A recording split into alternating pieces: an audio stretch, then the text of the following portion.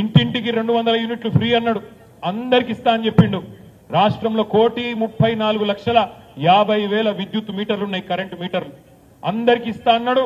ఇలా మళ్ళీ దానిలో కూడా కటింగ్లు పెట్టే ప్రయత్నం చేస్తున్నాడు. మీకు తెల్ల కార్డు ఉంటేనే ఇస్తా, మీకు బండి ఉంటే ఇయ్యా, ఇవన్నీ ముందు చెప్తే అయిపోతున్నాయి కదా.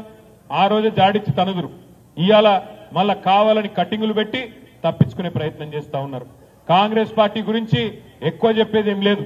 హైదరాబాద్ లో మీ అందరికీ కాంగ్రెస్ పార్టీ భాగవతం తెలుసు కాబట్టే ఇక్కడ ఒక్క సీటు కూడా రాకుండా తీర్పునిచ్చిన చైతన్యం గ్రేటర్ హైదరాబాద్ ప్రజలది. అదే చైతన్యం కొనసాగించాలని చెప్పి కూడా నేను మిమ్మల్ని అందరినీ వేడుకుంటా ఉన్నా. ఎందుకంటే కాంగ్రెస్ పార్టీ ఎంత మోసకారి పార్టీయో, ఎంత దగాబాజీ పార్టీయో మీకు బాగా తెలుసు. ఇక మరొక పార్టీ ఉన్నది ఇక్కడ, బీజేపీ. ఇప్పుడే సోదరులు చెప్పినట్టు 15 ఏళ్లు ఎమ్మెల్యేగా పనిచేసిన వ్యక్తి ఇక్కడ అంబర్పేట నుంచి కిషన్ రెడ్డి గారు. గత 5 సంవత్సరాలు కేంద్రంలో కేబినెట్ మంత్రిగా ఉన్నారు. మీ దయతో సికింద్రాబాద్ పార్లమెంట్ నుంచి గెలిచిండు. నేను అడుగుతా ఉన్నా, ఇక్కడ ఉండే మా ఆడబిడ్డల్ని, అన్నదమ్ముల్ని, అదే విధంగా మీడియా ద్వారా కిషన్ రెడ్డి గారిని కూడా అడుగుతా ఉన్నా. 5 ఏళ్లయింది మీరు కేంద్ర మంత్రి అయ్యి. కేంద్రంలో ఒకే ఒక్క మంత్రి తెలంగాణ నుంచి కేబినెట్ మంత్రి కిషన్ రెడ్డి గారు. కిషన్ రెడ్డి గారు ఈ 5 ఏళ్లలో కరోనా వచ్చింది, ఈ 5 ఏళ్లలో హైదరాబాద్ లో వరద వచ్చింది మూసీకి. ఈ 5 ఏళ్లలో ఒక్క పైసా పని చేసిన మా తెలంగాణకు దయచేసి చేసి ఉంటే చెప్పమని చెప్పి నేను కోరుతా ఉన్నా. కరోనా వస్తే మా కిషన్ రెడ్డి అన్న ఏమైనా తెస్తాడేమో, ఢిల్లీకి వెళ్ళనుకుంటే ఇక్కడికి వస్తాడు, కుర్కురే పొట్లాలు వంచుతాడు. నిన్నగాక మొన్న చూసిన కిషన్ రెడ్డి అన్న ఆయన చేసిన అతి గొప్ప పని ఏంటంటే, ఇప్పటి వరకు కేంద్ర మంత్రిగా కేసీఆర్ గారు పోయి కాళేశ్వరం అనే ప్రాజెక్టు, ప్రపంచంలోనే అతిపెద్ద లిఫ్ట్ ఇరిగేషన్ ప్రాజెక్టును జాతికి అంకితం చేస్తే మా కిషన్ రెడ్డి అన్న కూడా అనుకున్నాడట, మరి కేసీఆర్ గారు లిఫ్ట్ ను ప్రారంభించిండు, నేను కూడా లిఫ్ట్ ప్రారంభిస్తా అని చెప్పి సీతాఫల్ మండి రైల్వే స్టేషన్ పోయి 2 లిఫ్టులు చాలు చేసి జాతికి అంకితం చేసి వచ్చిండు మన గొప్ప కేంద్ర మంత్రి కిషన్ రెడ్డి అన్న. నిన్నగాక మొన్న గుడ్డిమల్కాపూర్ వేయిండు, అక్కడ నాంపల్లి కాన్స్టిట్యున్సీలో 2 సింటెక్స్ ట్యాంకులు కట్ చేసి వచ్చిండు. ఇది కిషన్ రెడ్డి గొప్పతనం.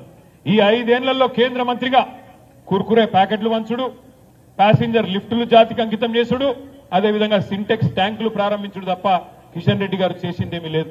ఇలా ఒక్క మాటలో చెప్పాలంటే బీజేపీ ప్రభుత్వానికి టీఆర్ఎస్ ప్రభుత్వానికి తేడా ఏంది అంటే, గత 10 ఏళ్లలో హైదరాబాద్ లో మనం 36 ఫ్లైఓవర్లు పూర్తి చేసినాం. కేవలం 2 ఫ్లైఓవర్లు మాత్రమే బీజేపీ ప్రభుత్వానికి, ఎన్డీఏ ప్రభుత్వానికి, అది కూడా ఇది జాతీయ రహదారి అని లొల్లి పెడితే వాళ్ళకి ఇచ్చినాం. ఒకటి అంబర్పేట ఫ్లైఓవర్, రెండోది ఉప్పల్ ఫ్లైఓవర్. ఈ 2 కూడా పట్టుబట్టి గుంజుకున్నారు వాళ్ళు. మేము కడతామంటే కూడా వినకుండా తీసుకున్నారు. తీసుకున్న పాపానికి ఈ 2 ఫ్లైఓవర్లు కూడా ఇవాళ ఉప్పల్ ప్రజల సాక్షిగా, అంబర్పేట ప్రజల సాక్షిగా నత్తనడక నడుస్తా ఉన్నాయి. ఇగో ఇది బీజేపీకి టీఆర్ఎస్ కు తేడా ఏంది అంటే, ఇగో అంబర్పేట ఉప్పల్ ఫ్లైఓవర్లు ఎట్లయితే నత్తనడక నడుస్తున్నాయో, మిగతా ప్రాజెక్టులు, మిగతా ఫ్లైఓవర్లు ఎట్లయితే వాయువేగంతోని, కాలంతోని పోటీ పడుతూ పూర్తి చేసినామో దాన్ని బట్టే చెప్పవచ్చు కిషన్ రెడ్డి గారి సత్తా, కాలేరు వెంకటేష్ గారి సత్తా అనే మాట కూడా నేను మీకు ఈ సందర్భంగా విజ్ఞప్తి చేస్తా ఉన్నా. ఒక్కసారి దయచేసి మీరు ఆలోచించాలని చెప్పి కోరుతా ఉన్నా. ఒక ప్రాంతానికి, ఒక నియోజకవర్గానికి పార్లమెంట్ సభ్యుడిగా పనిచేస్తే 5 ఏళ్లలో ఏం చేసిండో చెప్పాల్సిన అవసరం లేదా? అదేమి చూడొద్దట. నా ముఖం చూడకుండ్రి, మోడీ గారి ముఖం చూడుండ్రి, అయోధ్యలో రామ మందిరం కట్టినాం కాబట్టి మాకు ఓట్లు వేయండి అన్నారు కిషన్ రెడ్డి గారు అంటా ఉన్నారు.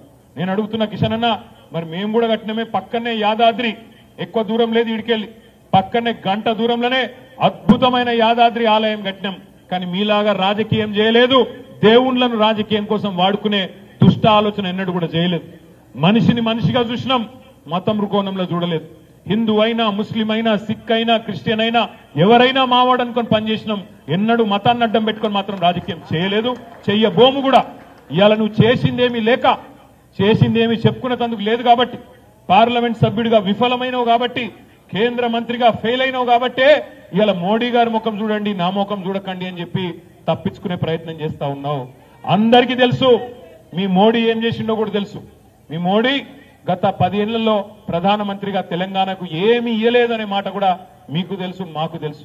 ఒక హాస్పిటల్ ఇయ్యలే, ఒక మెడికల్ కాలేజ్ ఇయ్యలే, ఒక కొత్త ఎడ్యుకేషనల్ ఇన్స్టిట్యూషన్ ఇయ్యలే, హైదరాబాద్ కు వరదలు వస్తే నయా పైసా సాయం చేయలే. మరి ఏం ముఖం పెట్టుకుని అడుగుతారు మీరు ఓటు అనే మాట కిషన్ రెడ్డి గారు నేను అడుగుతా ఉన్నా. ఇంకా ఎన్ని రోజులు మతం పేరు మీద, ఇంకా ఎన్ని రోజులు దేవుళ్ళ వెనకాల దాక్కొని రాజకీయం చేస్తారనే మాట కూడా నేను వారిని అడుగుతా ఉన్నా. 5 ఏళ్లు కేంద్ర మంత్రిగా ఉండే 5 రూపాయల పని చేయలేదు అంబర్పేటకు, ఎందుకు వెయ్యాలి నీకు ఓటు అని నేను అడుగుతా ఉన్నా. పార్లమెంటులో అక్కడ డూడు బసవన్నలాగా ఉండే ఎంపీలు కావాలనా, లేదా మన కోసం గులాబీ జెండా కప్పుకొని గట్టిగా తెలంగాణ కోసం గర్జించే ఎంపీలు కావాలనా ఆలోచించమని చెప్పి కూడా నేను కోరుతా ఉన్నా. తెలంగాణ కోసం ఎన్నటికైనా ఈ రోజైనా ఏ రోజైనా ఈ గులాబీ జెండానే శ్రీరామ రక్ష తప్ప మళ్ళా ఏ పార్టీ వల్ల కూడా బీజేపీ గాని కాంగ్రెస్ గాని వాళ్ళ వల్ల ఎన్నటికీ కూడా తెలంగాణ ప్రజల హక్కులు గాని ప్రయోజనాలు గాని కాపాడలేము అనే మాట కూడా నేను మీకు విజ్ఞప్తి చేస్తా ఉన్నా. పెద్దలు చెప్తారు ఎక్కడ కోల్పోయిన దాన్ని అక్కడే ఎత్తుకోవాలని చెప్తారు. మొన్న మనకు చిన్న స్పీడ్ బ్రేకర్ లాగా చిన్న ఎదురు దెబ్బ తగిలింది. ప్రజలు మననేమి పూర్తిగా తిరస్కరించలేదు. 119 సీట్లకు గాను 39 సీట్లు మనకిచ్చినారు. 1/3 సీట్లు మనకిచ్చిండ్రు. అందులో 16కి 16 హైదరాబాద్ లో మొత్తం మన మీద విశ్వాసంతో మననే గెలిపించినారు. చాలా చాలా రుణపడి ఉన్నాం హైదరాబాద్ ప్రజలకు. నేను రేపటి రోజున కూడా మిమ్మల్ని కోరేది ఒకటే, 14 ఏళ్లు ఉద్యమం జోరుగా కారు ఉరికింది.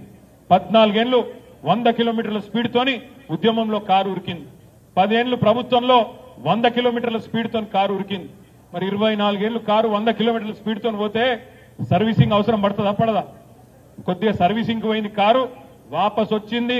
పార్లమెంట్ లో మళ్ళీ జెట్ స్పీడ్ తోని ముందు కురకాలే సికింద్రాబాద్ పార్లమెంట్ మీద ఖచ్చితంగా గులాబీ జెండా ఎగిరే విధంగా డివిజన్ల వారీగా, బస్తీల వారీగా, గల్లీల వారీగా, బూత్ల వారీగా దయచేసి అంబర్పేటలో ఎట్లయితే వెంకటేష్ గారి గెలుపు కోసం ఎక్కడి వాళ్ళు అక్కడ మేమే క్యాండిడేట్ అన్నట్టు కష్టపడ్డారో రేపు పార్లమెంట్ లో కూడా పార్టీ ఎవరిని అభ్యర్థిగా పెట్టినా వారి కోసం మనందరం కూడా కష్టపడి పనిచేద్దాం.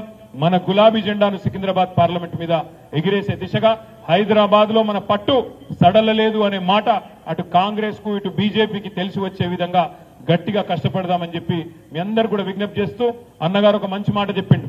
24 ఏళ్ల నుంచి ఉద్యమంలో గుండెల్లో గులాబీ జెండాను పెట్టుకొని మోస్తున్న మా నాయకులు, ఉద్యమకారులు, కార్యకర్తలు ప్రభుత్వంలో ఉన్నప్పుడు కొంత గుర్తింపు ఇచ్చేది ఉండే అనే మాట వారు చెప్పినారు.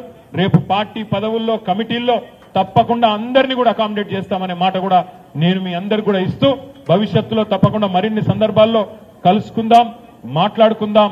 తప్పకుండా సికింద్రాబాద్ పార్లమెంటును గెలుచుకునే దిశగా అందరం కలిసికట్టుగా ముందుకు పోదామని చెప్పి విజ్ఞప్తి చేస్తూ, జై తెలంగాణ.